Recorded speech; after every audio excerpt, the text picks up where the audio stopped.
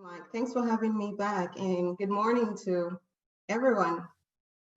It's great to be with you this morning. I thought, well, or this month, when Ricky told me about it, I thought, you know what? Let me talk about something that's been on my heart, something that I'm passionate about, something that we as Black people can take as an opportunity to move beyond where we are. Now, for those of you who don't know me, I'm a life coach, I'm a speaker, and my primary focus is helping people build confidence and move beyond their fear of failure so that they can achieve bold dreams. So, daring beyond the status quo, just what does that mean?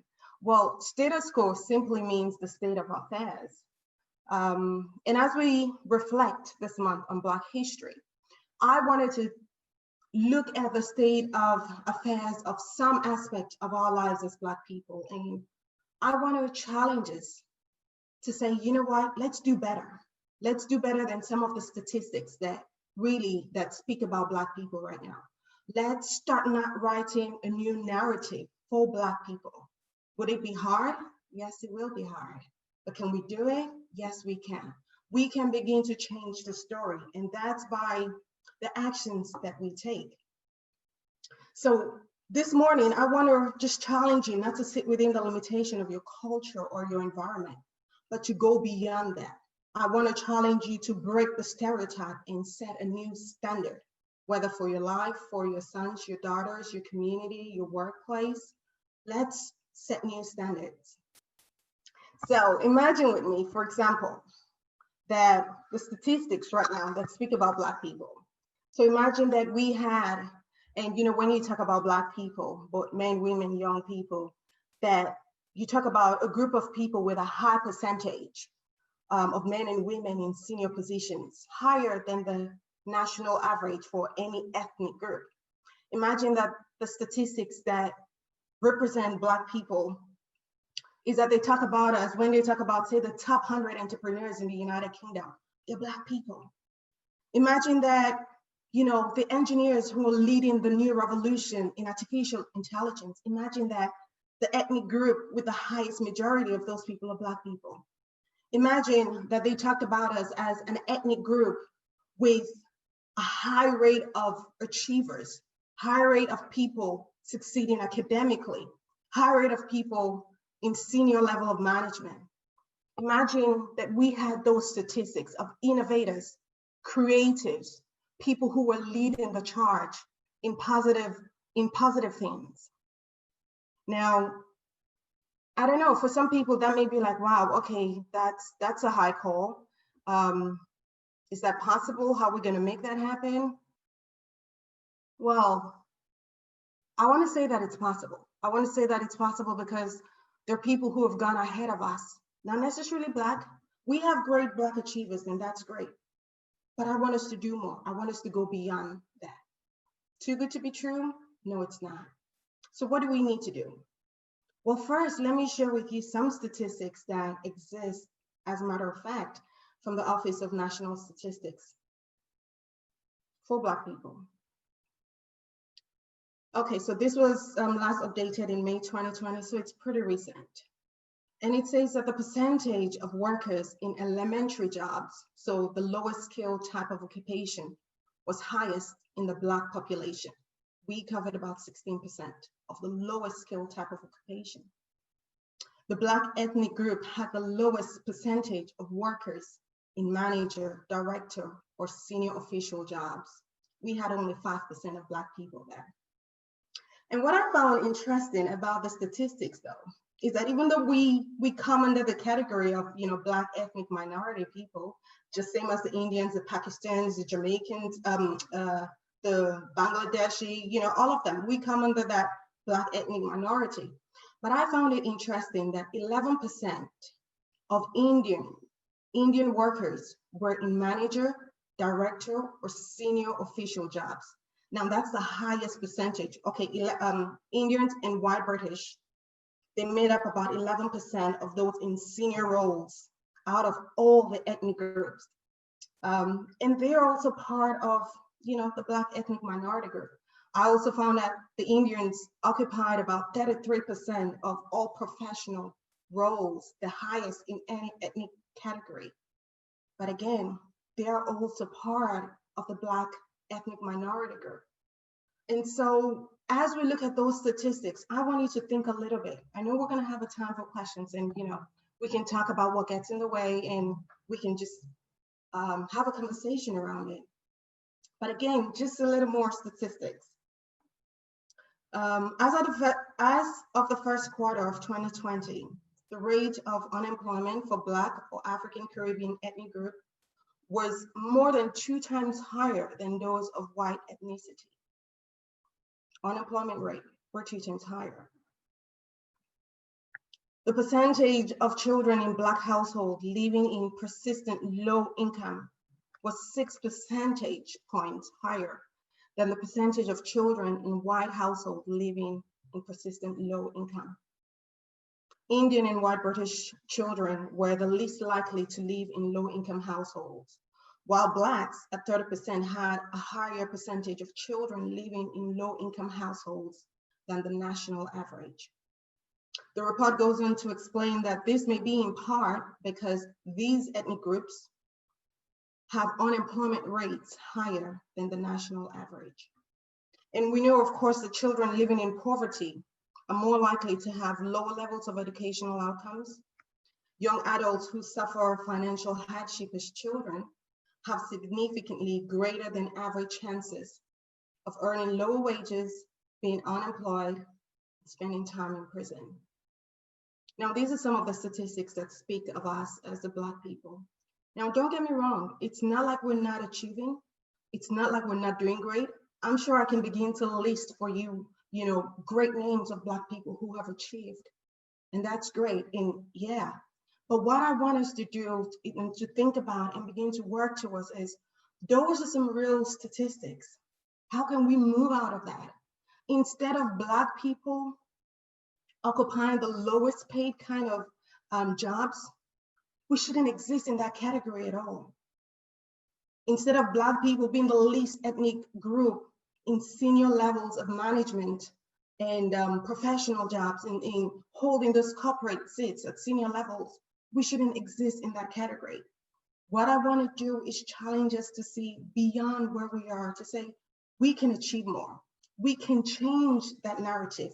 In the next 2, 3, 5 years, let's move from being in that statistics to being the ones who are succeeding, who are achieving more, who are doing better. Why is this necessary?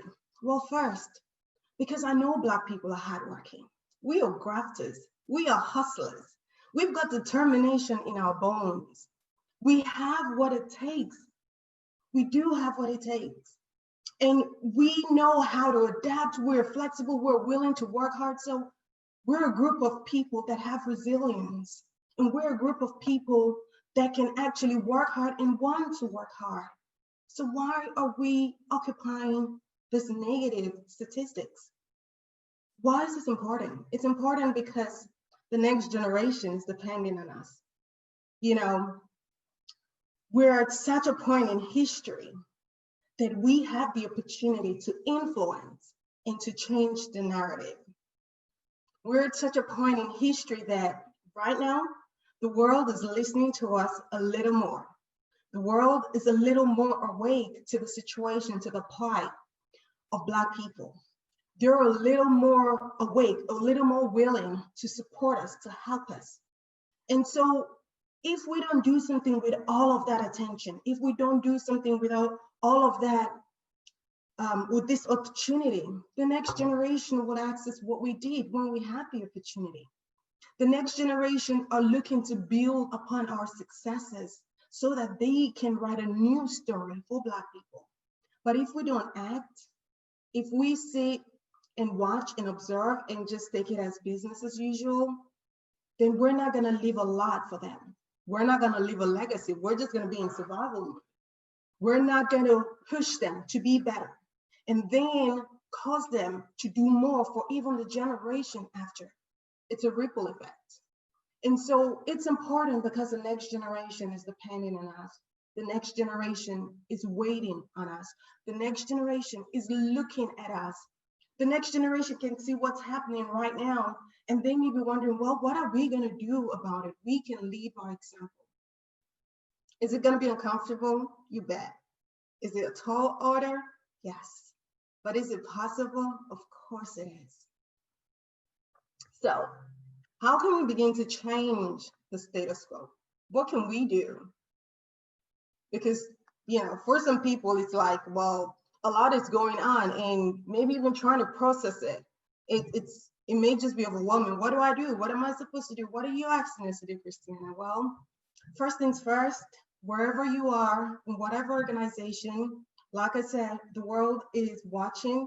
The world is a little bit more awake. The world is a little more willing to make changes and give us space. There's a little more opportunity right now. So wherever you are, speak up. If you're in an organization, don't be silent. This is not the time to be silent.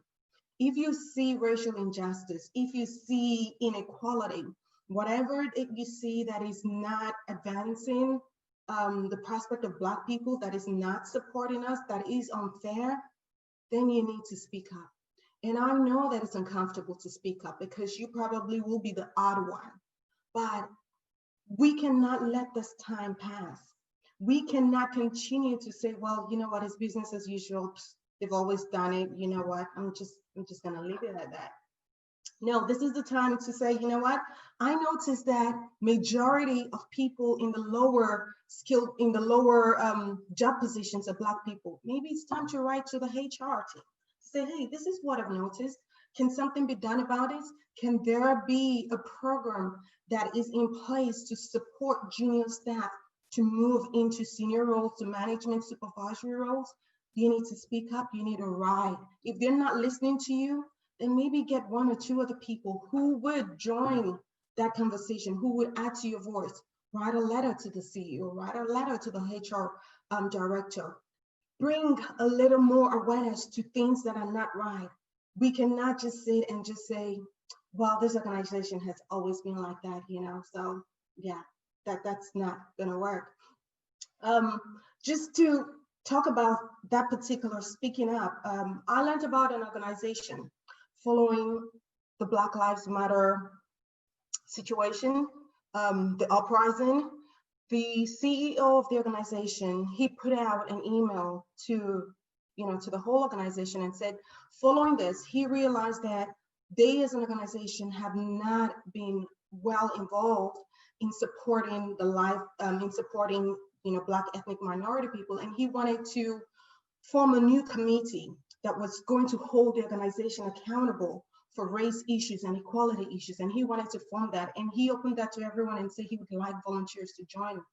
And I found out that out of an organization of about 600 people, only 7 people from the Black ethnic minority people volunteered to be part of this unique group that was going to hold the organization accountable and that was going to direct the cause of the EDI strategy for the organization. Only 7 people.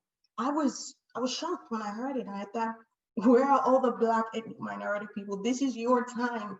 Everything you've been talking about that, you want this better, you want to be, why was it only 7 people who showed up?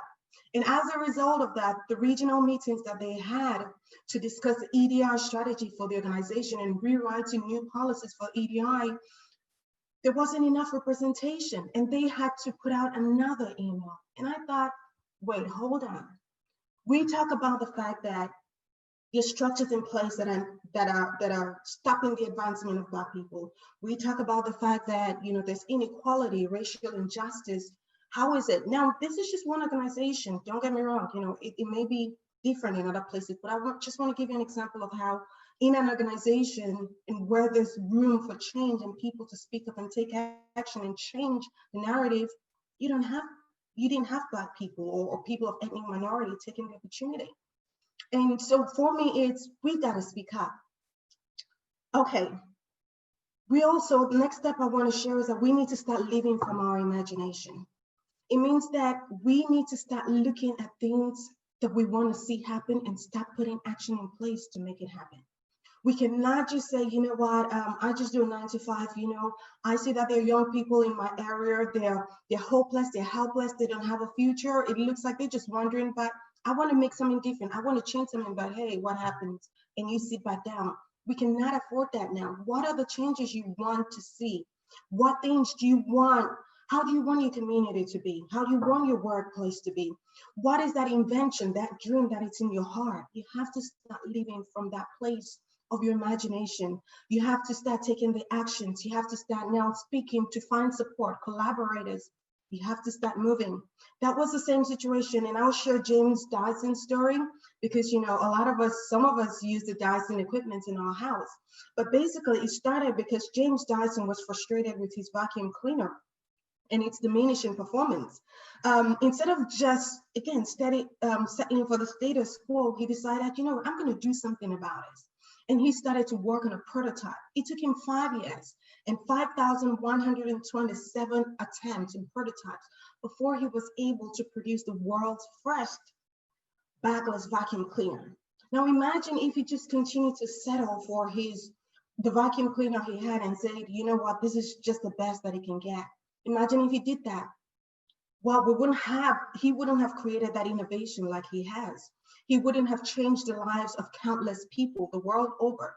As a result of that one man and one idea, there's over 1,000 engineers that he employs. He's got foundation that supports and gives bursary and scholarships to young students to continue to pursue engineering. But that's because one man decided to live from his imagination. What are the things in your heart? What do you want to see different? And you're thinking, you know what? I'm not sure. I'm a Black person. Who's going to support me? It's time we begin to live from our imagination. Will this be easy? Of course, I say it again. No, it's not going to be easy. What are some things that can keep you bound? What are some things that can stop you from daring beyond the status quo? Well, your community definitely can be one. You know, people around you. Your community can question your audacity today. Like, who are you? Who do you think you are? Forgetting you're a Black person. Black people don't do those kind of jobs. You know, we're not in that industry, you know, and all of that kind of stuff. Like, really, you're not getting bigger than your boots. Now, all of those are some of the things that you start hearing, and people will be asking you, why do you think that you can do that? No, I think you're going to fail.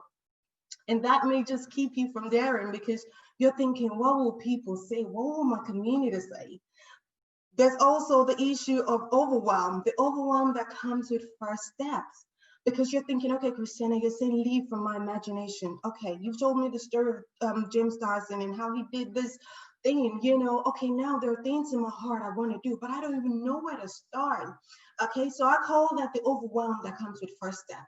So what you want to do is, hey, don't sweat it too much. Just think about what you want to do.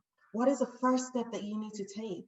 And just write baby steps, you know, just write don't worry, don't get yourself too confused about who do I need? Will people support me? Will I get the finances, you know, and all of that. Just think about, you know what? I want to make a change. I want to make a difference. What do I need to do? And of course, the fear of failure. What if I fail, Christiana? Well, what if you succeed? Failure is not the end of it. Failure is just feedback. It tells you that, okay, maybe you need to tweak this a bit. Maybe you need to do it 100 times more. James Dyson did it 5,127 times before he got it working. Maybe you just need to go over and over again, tweak it here, talk to this person, talk to that person, and then just take it from them. What do we need for the journey? We need courage. Courage is not the absence of fear, like someone said, but rather the judgment that something else is more important than your fear.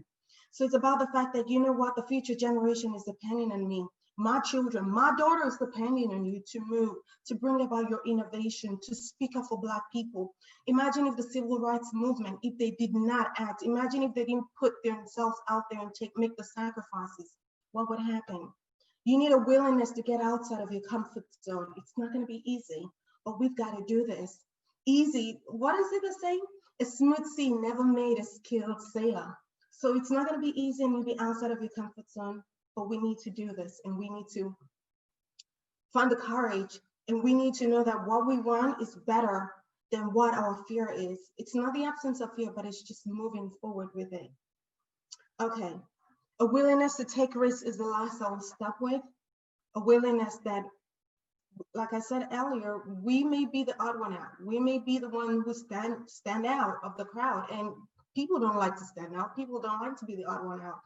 But we need to now develop the willingness to take a risk, a willingness to be the odd one out, to stand alone, because the cause is greater. Because like those statistics are shared with you, we need to start shifting it. And the only way we can do it is by being willing to being uncomfortable. Now, I know this probably may be about 20 minutes of a lot of information and statistics, but you know, I believe that this video is put up on later. So please go back, watch this video again, share with your friends, your neighbors, your sons and your daughter, your community.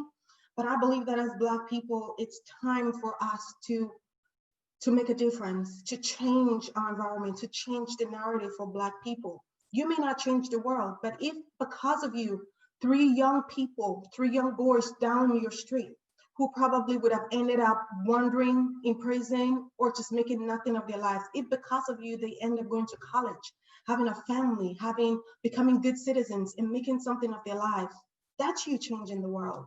That's you changing the narrative of Black people.